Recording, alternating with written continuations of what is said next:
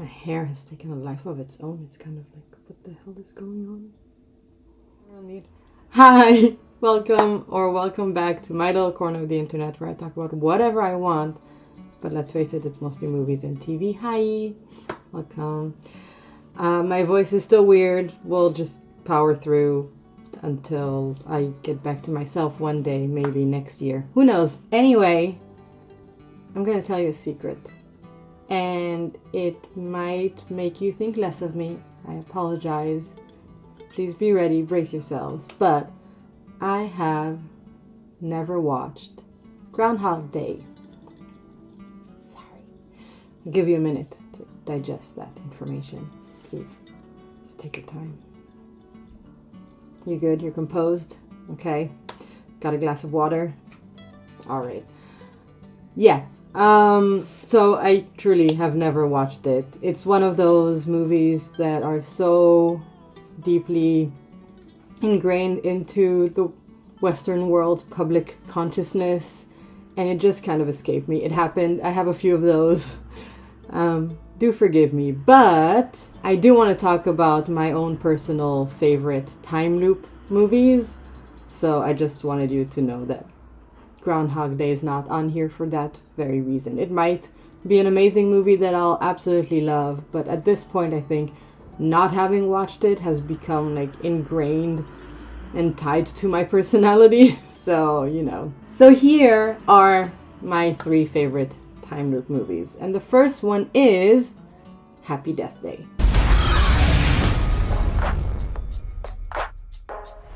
So Happy Death Day is a horror movie.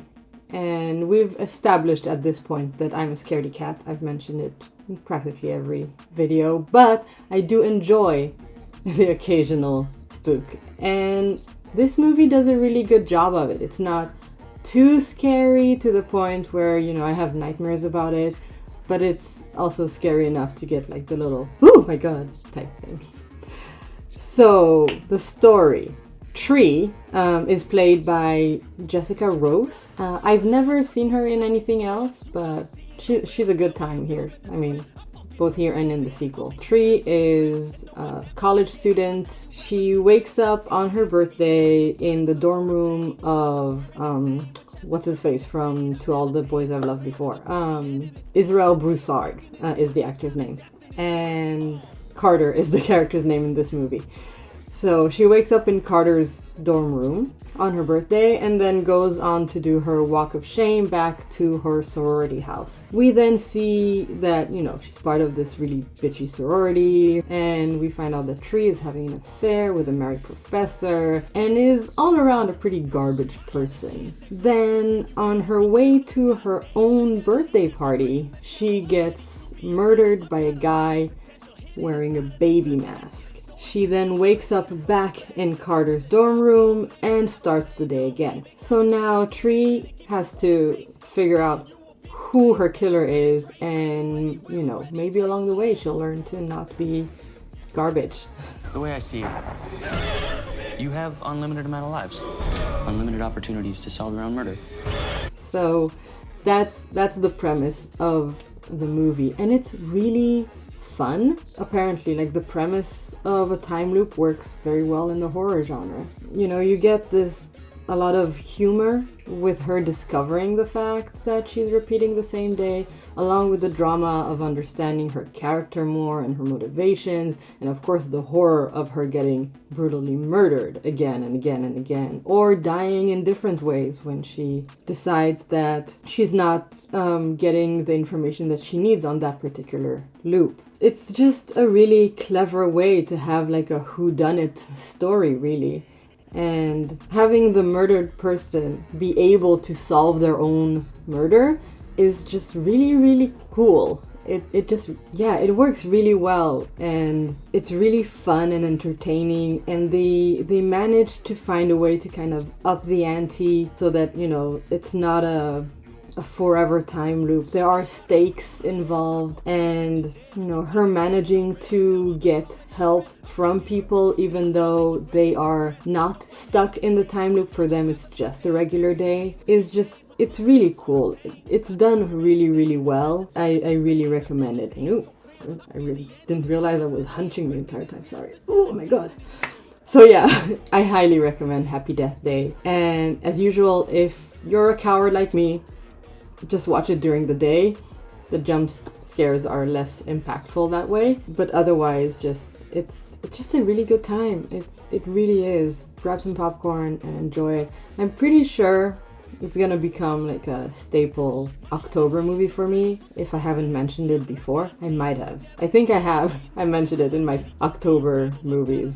I don't know my name anymore, guys. Like it's bad. But okay, the next movie is one I didn't even know was a time loop movie until like, the time loop happened. So I just heard good things about it and decided to check it out, and that movie is Palm Springs. So Palm Springs stars Andy Samberg and Kristen Milioti, and it takes an unconventional take. It takes an unconventional take on the genre and starts the movie well into the loop. So Niles, which is Samberg's character, is a guest at a wedding. He's, you see him and he's oddly chill and both perfectly suited and out of place at the wedding. He dances and shamelessly flirts with Sarah, the sister of the bride, even though his girlfriend is at the wedding too. At the end of the evening, Sarah, which is Christine Miliotti's character, she follows Niles to this mysterious cave and basically ends up getting stuck in a time loop with him. Niles? Don't come in here! So Niles has been in a time loop for a while now, and Sarah basically joins him. It's one of those infinite time loop situations you might have heard about. That I might have heard about. Yeah. So then the two use the time loop together and separately to achieve certain goals or to ignore the real world altogether. It's a surprisingly pleasant movie. It has humor and drama and action and does have a sense of urgency, and yet it's not a stressful watch at all, especially like compared to Happy Death Day, which, again, same premise. I mean, it's a time loop, right? So it repeats and repeats and repeats, but they're able to have completely different vibes. Yeah, I don't know, like while watching it, it just had a very pleasant and relaxed feeling. It's hard for me to explain. You discover more about each character and they get to unravel truths and complexities about each other, but it never feels like over the top. Like you do have dramatic moments, but I don't know, it's just a good chill movie, which is weird because there is, an antagonist with a gun played by J.K. Simmons, and I don't know, like looking back at the movie, I just remember it being like really pleasant. Maybe it's because the poster looks so chill and I've just embedded that poster into my brain. I have actually watched the movie. I'm not going off of the poster, I swear, but I think the poster is very impactful, I guess. It's just a great movie to watch on a Saturday evening when you just want to relax, So please check it out if you can. It's got a lot of good humor, nothing too stupid, and there's a love story involved, of course. So just, check it out. All right. My final movie is also the most recent, and it's also in a way even more deceptive than Palm Springs, and that movie is Meet Cute. You ever had a night like this ever in your entire life? So Meet Cute stars Kaylee Cuoco as Sheila and everyone's eventual boyfriend Pete Davidson as Gary. So Sheila hits on Gary at a bar and from the beginning tells him that she's reliving the same day over and over. See, she's fallen in love with Gary, and instead of continuing and evolving their relationship in, the normal way where there's a second date, she decides to relive the first date over and over and over and work an entire relationship that way. However, since, Gary keeps starting from point one, Sheila starts to kind of get frustrated by that, and things come to a head where, she's just exploding at Gary as to why he's not evolving, and he has no idea what she's talking about because, again, for him, it's a first date. Hey, editing Shira here. I just wanted to point out something about Meet Cute, and that is it has a really big difference between the other two movies, and that is that it's not an actual time loop. I put it here because she does, in fact, like Sheila actually repeats the day over and over again, but it's entirely by choice. She uses some sort of like a time machine, and she can go to any time she chooses and purposefully chooses to go back to this particular day and restart it again. And I didn't mention that, and I'm sorry, so I'm mentioning it now. And back to Shiro with the crazier hair and the prettier lipstick. Ciao. So it's just a really, really cute premise. But on top of that, you know, Sheila decides to do some very drastic things in order to change the situation.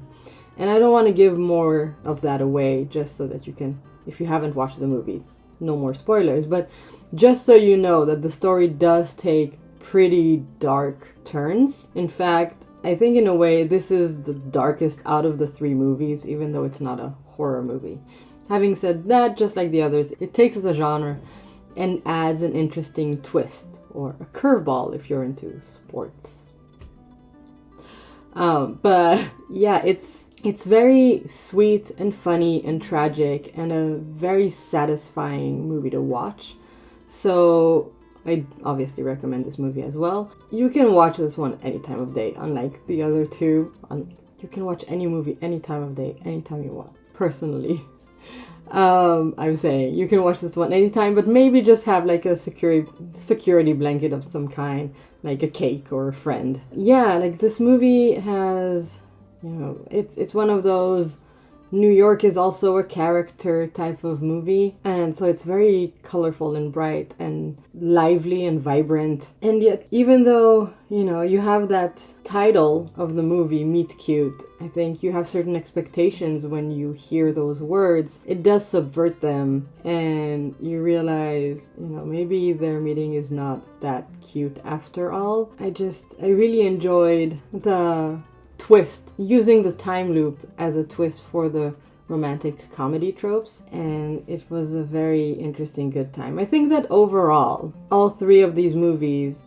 kind of use the time loop to subvert certain expectations and add on to another genre. So you have the horror time loop, the mystery rom-com time loop, and the straight up rom-com time loop. And just it's very interesting to see how they use that said time loop. Do not drink anything other than water when I say those words. It's interesting to see how they use it as like a tool to move the plot along. I don't know, it was very interesting for me to see them use it as a tool for character growth, but not too much of a cheesy way. But yeah, so have you watched any of these movies? Do you like time loop movies? Have you watched Groundhog Day?